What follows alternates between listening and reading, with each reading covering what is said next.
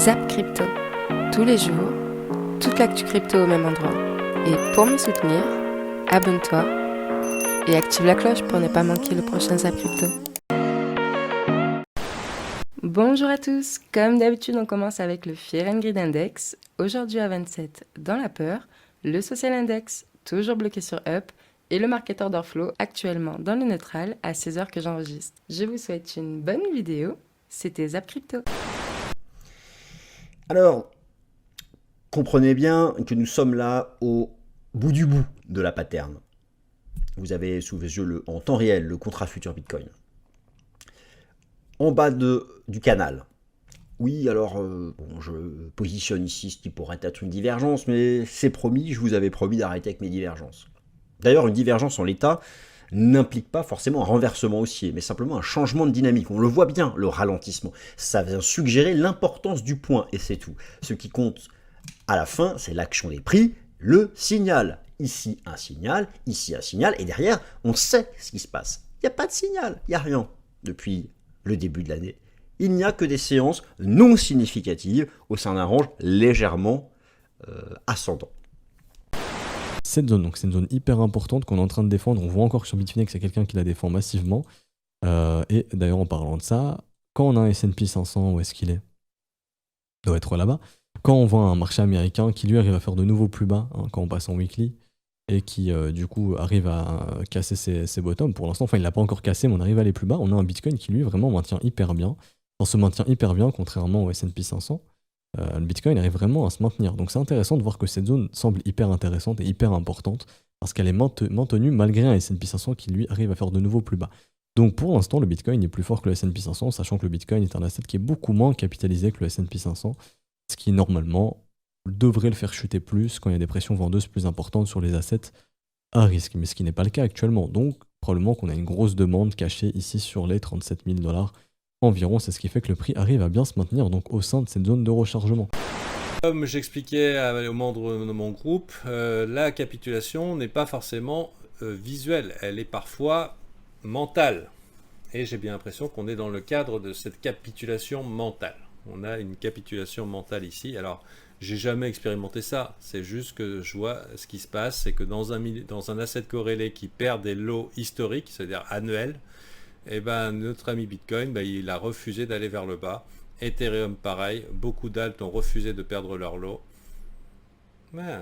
Donc là on attend quoi? Si ça veut pas aller vers le bas, peut-être que c'est en train d'acheter le manque de conviction pour à un moment peut-être se préparer à un rallye. Toujours est-il que je n'ai pas l'intention, hier j'étais très bull, je m'étais positionné sur Ethereum pour finalement voir qu'on n'a rien fait cette nuit, comme d'hab, on n'a rien fait, on est monté, on est descendu. Donc pour l'instant on est dans la phase de neutralité et probablement qu'aujourd'hui je vais rien faire parce que hier c'était découpage. Je vais me remettre de mes petites pertes, enfin mes petites, pas si petites, mais je me suis fait découper sur le passage avec une mauvaise gestion de mon risque, mais tant pis pour moi. Aujourd'hui, ça va être un petit peu plus calme parce qu'avec la volatilité d'hier, j'imagine qu'on n'aura peut-être pas grand-chose. Et probablement, je me remettrai au marché mercredi pour la session. Donc chez vous, ce sera à 20h. À 20h heure de Paris, qui aura l'événement et à mon avis un pic de volatilité. Et donc ici là on a l'open interest des contrats en USD, pas cette fois-ci en USDT, et on voit que ça a vraiment bien diminué. Ou en novembre on avait un open interest de 9 milliards, où là maintenant on est à 3 milliards. Donc l'open interest du Bitcoin qui a quand même bien diminué. Donc il y a beaucoup moins de positions leveragées qu'avant. Bon après une telle correction c'est aussi normal. Et ouais, l'open interest qui est à son plus bas, et qui est généralement, quand on est vers ces zones d'open interest, c'est généralement les bottoms. Donc vraiment l'open interest qui a bien diminué, même ici en USD qui continue de bien diminuer, donc les positions qui se clôturent de plus en plus. C'est assez intéressant, c'est assez encourageant. Maintenant, c'est pas signe définitivement de bottom non plus, à proprement parler. Ensuite, petit indicateur au niveau de TechDev très intéressant par rapport à Bitcoin. Il nous montre deux indicateurs. Alors, l'indicateur de la dominance flow qui est ici. Rappelez-vous, on l'a déjà beaucoup passé. Je voulais beaucoup passer. Elle est sur Glassnode. Je voulais beaucoup passer déjà sur Twitter, sur YouTube.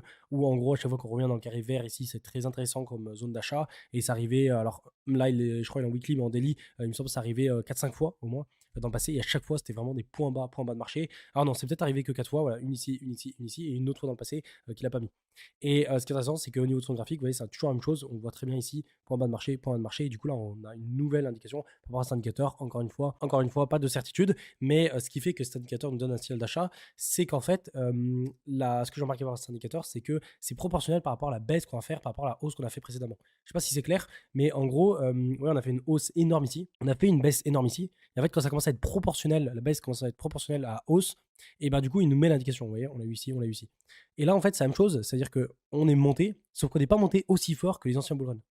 Du coup, on n'a pas besoin d'une baisse de moins 80% pour avoir cet indicateur, on a besoin d'une baisse de moins 50, moins 60% avec un prolongement au niveau de la time frame, parce que du coup, par rapport à cet indicateur, plus en fait le temps passe, plus on va avancer dans la courbe logarithmique, plus en fait on va se rapprocher vers le bas de la courbe logarithmique, et donc plus cet indicateur va aussi donner un signal, en fait, si vous voulez. Et du coup, ce qui fait qu'on a un signal ici, alors qu'on ne s'est pas forcément tapé à moins 80%, comme on avait pu le faire dans le passé.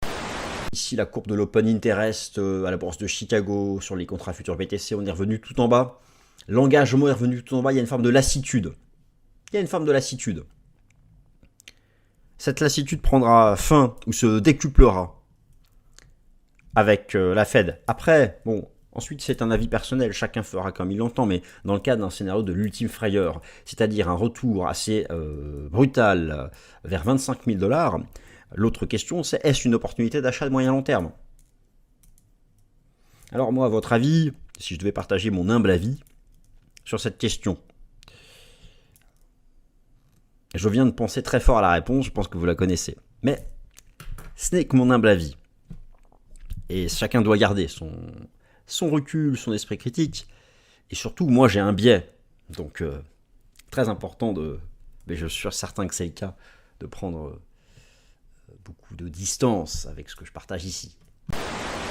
Ici un article très intéressant sur bitcoin.com qui nous dit que quasiment 20% de la valeur qui était sur les cryptos est sortie en avril, à savoir la valeur sur la DeFi, le volume qui se tradait normalement sur les swaps, les dérivés, les spot markets, etc. Quasiment 20% de la valeur qui sort ici. Vous voyez que ça a eu une action bien entendu sur le prix, cette sortie, et qu'elle est bien entendu liée aussi au fait que la Fed redevient un petit peu plus hawkish, c'est-à-dire hawkish, ça veut dire plus agressif sur la remontée des taux, on est beaucoup moins sur le crédit facile, mais pour moi tout ça c'est des dynamiques un petit peu de bottom, c'est des moments que j'ai tendance à rechercher.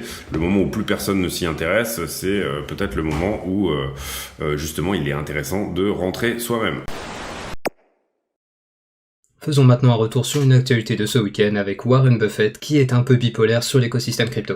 En effet, il a déclaré que le Bitcoin ne produisait rien et qu'il n'avait pas d'utilité, et que par conséquent il n'en voudrait pas même si on lui proposait la totalité des Bitcoins en circulation pour 25 $.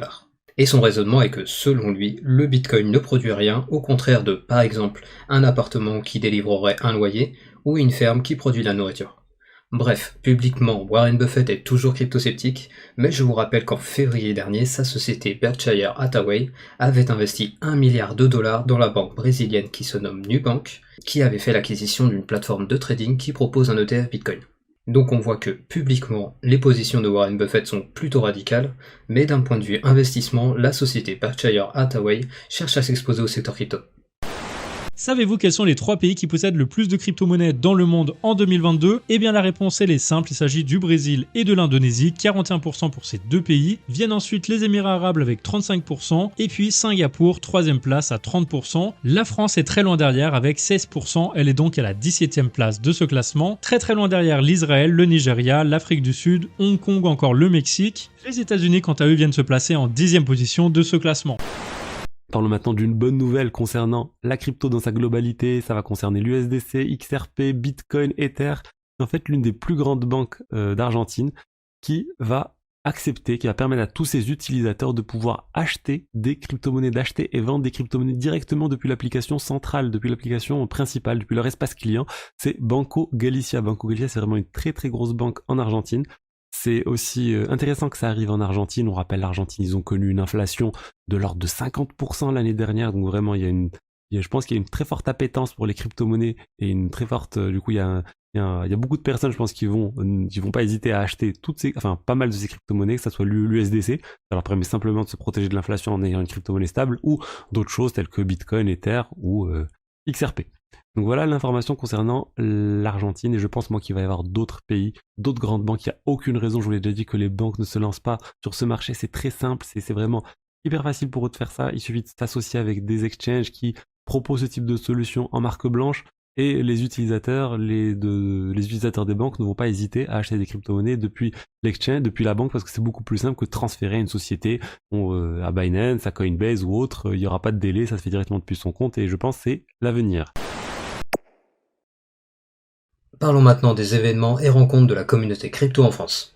Tout d'abord, nous avons la Surfing Bitcoin de Biarritz qui vient d'ouvrir sa billetterie ce week-end. Et pour ceux qui ne connaissent pas, il s'agit d'un événement avec des conférences et des rencontres pour échanger sur le secteur crypto, et tout ça va se dérouler sur 3 jours à Biarritz le 25, 26 et 27 août. À savoir que je serai présent sur les 3 jours, donc n'hésitez pas à venir me dire si vous venez. Et du côté de la Bretagne, je vous rappelle qu'il y a le collectif Brest Bitcoin qui organise sa rencontre mensuelle au bar Le Hangar à Rennes ce mardi 3 mai à 19h30. À savoir que ces rencontres se font tous les premiers mardis de chaque mois et je serai sûrement présent à la rencontre du début du mois d'août. Alors, ce zap t'a plu? Dis-moi en commentaire quelle est l'actu qui t'a le plus intéressé. Et si tu as manqué les actus d'hier, retrouve juste ici le zap crypto de la veille.